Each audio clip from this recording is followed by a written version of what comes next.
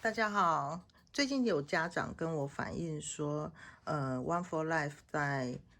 就是小孩没有坐在上面的时候，开着车容易发生异音，然后这个异音是从头枕这个部分发出来的。好，这里先要跟大家解释一下，因为美国的安全座椅他们的设计在头枕跟肩膀安全带的部分，他们会设计成可以很轻松的调整高度的这个设计哈，然后就这样可以很快才压下去，然后就可以就可以马上肩膀跟头枕就可以快速的调整，这样的话就可以随时跟着小孩的成长，他就可以随时调整这个头部跟肩膀的保护。好，所以说他们因为这一个设计，造成说有时候的确会头枕跟身体跟主体背部主体的部分就会有一些，因为他们是靠中间这一个部分在卡住，然后再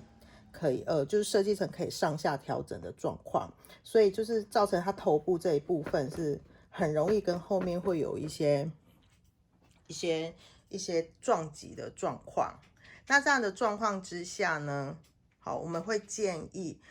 这个问题，如果要解决这个问题的话，大家可以试着拿一个纱布巾，可能把它折一折，或者是像市面上有一个就是那种会粘住的泡棉，就是有一点厚度的哈，然后把它放在这边。好，大家可以看一下。好，它其实是因为这样子，所以会造成声音。那大家可以